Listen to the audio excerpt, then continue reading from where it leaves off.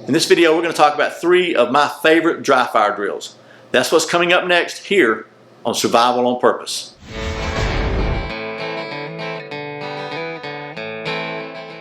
Welcome back to Survival on Purpose, your home for information and gear reviews related to camping, survival, and general preparedness for regular folks. My name is Brian. Thanks for joining me.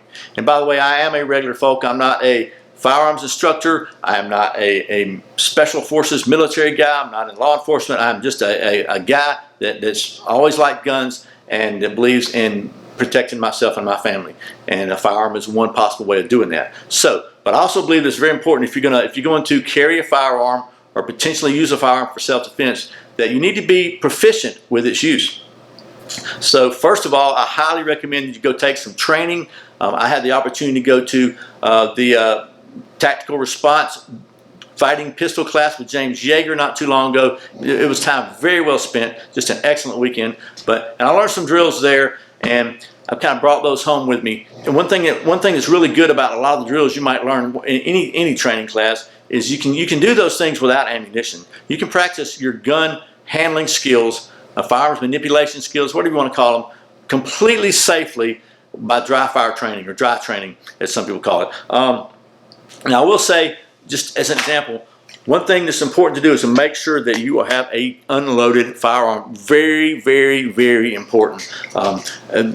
Everybody recommends you take every bit of ammo you've got in the room, in a totally different room than you're going to do your practicing. You make sure your gun's unloaded. In this case, we're using the barrel block training safety aid that I bought for like $12, 13 bucks. I've already done a video on this particular item. You can check it out in the corner, so I'm not going to go over that. But basically, it is a barrel sleeve that goes into your chamber. If you can see it in there, kind of orange.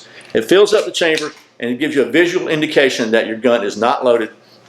And then it's also got a couple of I guess, there's spacers that go at the top of your mag that basically allows you to cycle the slide with an empty mag, and it doesn't lock back, which allows you to reset your trigger for some of the drills we're going to do. So let's talk about those 3 drills right now. So just first of all, make sure your firearm is safe. If you don't have one of these, you got to really, you can buy dummy rounds or whatever. You might need those for some drills, but not the ones we're going to talk about today. But if you don't have one of these, you got to really make sure that your firearm's safe. Just double check, and then. Man, but I highly recommend getting one of these. It's like 12 bucks. Seriously, it's a no-brainer for me. It's just to make sure. So, what James Yeager recommends, and I agree with him on this, and it sounds kind of silly, but it's just a mental thing. When you start dry firing, say, "I'm now beginning dry fire." Then when you finish, say, "I'm now finished dry firing," and from that point forward, your pistol is live.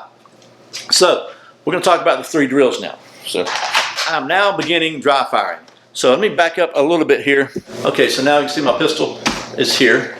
So the first drill is just, your first drill is just drawing from concealment, which is just a standard thing to do. We got a really safe pistol. And I've also got an extra mag right here, which also has the orange spacer in it. So, and no other ammo in the room actually, even though I've got this here, I still don't want to take that chance, right? So the first thing you want to do is practice your draw. If you're wearing a shirt or a concealment, some sort of concealment clothing, then you're going to want to take 2 hands, pull up like so to your chest, then you reach down. We're doing this slow. You pull your pistol out up to here, and then put your other hand on the grip and press it out. Okay? And just to show you, my grip is like this. This is the way your grip kind of should be. And you squeeze the whatever out of it. They taught us to squeeze the out of it. So anyway, you're going to squeeze really tight. So that's the first dry fire drill, which is not even a fire. You're not even pulling the trigger. It's just about your draw. But you have a very safe pistol. I think it's very important to practice that draw. Now, one thing that they taught us at the class is whenever you draw your pistol, you need to be moving. You need to get off the X, as they say, because you're not going to be drawing your pistol unless you really think you might be in danger, and so you want to be moving.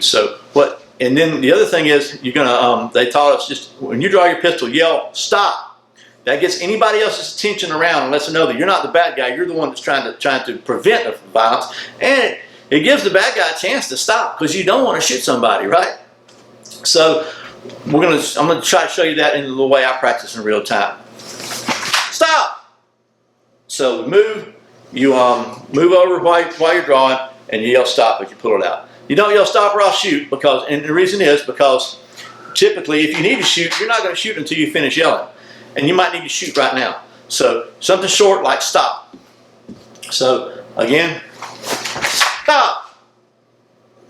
So totally safe, not a problem. So that's the first drill. Just practice that. And again, the draw that they taught me, and it makes sense, is you pull this up as you're moving, you reach down, get a firm grip on your pistol, because you may not have a chance to use your other hand. Go ahead and get a good firm grip, a firing grip. When you draw it out, come up to here, and then you can put your other hand on, and you can go forward, press forward. But you may not have a chance to press forward if somebody's rushing at you.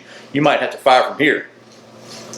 I'll show you the grip that they recommend, and basically this part of your hand and this part of your hand squeeze front to back, and then this hand wraps around like so. So your palm is filling in this part here, right there, and your other fingers are squeezing.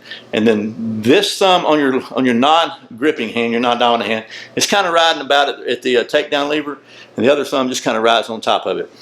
And then squeeze the out of it. What that does, that gives you a really solid platform to maintain your quick follow-up and give you the best recoil control. I know people, you don't want to limp wrist it. You've heard that. I've heard that anyway. So you click. You see, this allows you to train. This little tool, this barrel block allows you to train your trigger finger also. So, but anyway, the draw is the very first dry fire, even a non-firing. I guess you can if you can. I do it both ways. First of all, practice just stop not shooting, because hopefully I don't have to shoot. And then, but also sometimes practice. Okay, there's a bad guy. He's got my kid. Whatever I need, something really bad's going on. Draw, stop, bang, and I go ahead and shoot. So in my mind, I've already figured, okay, this is a life-threatening situation right now. I got to shoot. So that's one of the drills, dry fire drills you can do. The second one we talk about is a malfunction clearing drill, and basically for type 1 or type 2 malfunctions, which is either a type 1 malfunction is you go click and nothing happens. It goes click instead of bang. The solution to that is tap, rack, and re-engage. Some people say tap, rack, bang, and honestly that's probably more accurate, because if you're doing that, it means you already tried to go bang and it wouldn't. So if you tried to go bang now, the chances are you need to go bang again. Again, anytime you're doing that, you're moving. So if there's a bad guy shooting us, or we needed to shoot, we're going to click bang, nothing happens. We're going to move, tap hard the bottom of the mag, rack it, and then re-engage. Now when you're doing that, you're tapping hard because you make sure your mag didn't come unseated or whatever, and then you want to turn your pistol at an angle where the ejection port is down, so that when you rack it, you're not doing this either. You rack it hard, like that, let it go. Because you tap it hard, rack it hard. That lets gravity clear anything that might be stuck in here, and make sure you got another round in there. So that's the type 1 malfunction. Type 2 malfunction would be like a failure to eject right or whatever, same thing. Tap, rack, re-engage. Tap, rack, re-engage. So you can create that muscle memory. If you go click and nothing happens, you automatically do that. You're good to go again. So that's a malfunction drill. That's the second one. The third dry firing drill that I like to practice is a magazine change. And I know you think, well, I got 17 rounds or 50, I got 15 rounds in here. There's no reason for me to have to change the magazine. Well, maybe not. But I think something else I learned at the class is there's nobody that's ever been in a firefight that's wished for less ammunition, first of all. Okay, it wouldn't happen. Second of all, the number one reason, I think that one of the top reasons anyway that semi-automatic pistols fail is because of a magazine problem. So maybe you ran dry, maybe you had a problem, maybe your magazine was failing or whatever, maybe your tap rack didn't work. The next thing you do is, again, you move. You have the mag in your hand, up here ready to go in front of your face. Then you drop the old mag, you it in, tap rack, and go back. Now I did a video showing my firing from cover drill, live fire drill, when I was at the class. And I had a lot of people comment, why are you losing all those good rounds? So here's an example. You notice when I just did a mag change, we put a brand new fresh mag in, right?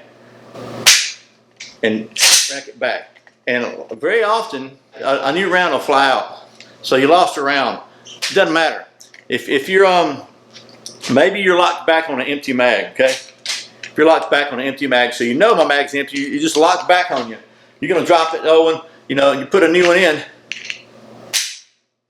When you hit it, sometimes it'll automatically slide forward. So it should chamber around. Do you want to risk your life on that? First of all, losing a round is better than potentially losing your life. Second of all, you don't want to have to think any more than necessary. So you really want to develop the same pattern of movements for everything. So whether or not whether you had a malfunction, whether you have a slide lock back or not lock back, if every single time you insert a new mag, you tap it, and you rack it, then you don't have to think about, okay, was it back, was it not back, was it empty, was it not empty, oh my gosh, what's going on? It's just, it becomes a habit, a very ingrained movement. And you want to keep things as simple as possible, because when your adrenaline's kicking, you ain't got time to think. So every time, tap and rack. Every time. Every time you change a mag, doesn't matter if it's locked back, not locked back, whatever. If you lose a round, that's a couple of cents. It's not going to matter. In the grand scheme of things, I'd rather lose a round than lose my life. So there's that. So those are the 3 drills that I personally think are 3 of my favorites right now, because I am a rank beginner, okay? Not any kind of a pro. So maybe as I advance, I may find some other drills which I think are more useful to me. Right now, those are the 3 very, very useful drills, and I think they will be for a lot of people. First one, drawing from concealment consistently every single time, making sure you have a good firm grip, and you do this, and you got good motor skills, and you can do it quickly, moving while you're drawing and yelling stop. And just go ahead and yell stop when you're doing it, because if you don't create that habit, you won't do it. And just tell your family, hey, you're going to hear me yelling stop some. The second drill is a malfunction drill: tap, rack, and bang, or tap, rack, and reassess, whatever you want to call it. And on the malfunction drill, the main thing you want to make sure is that your firearm is angled down, with the ejection port angled down, so if you have any kind of a problem in there, it comes out.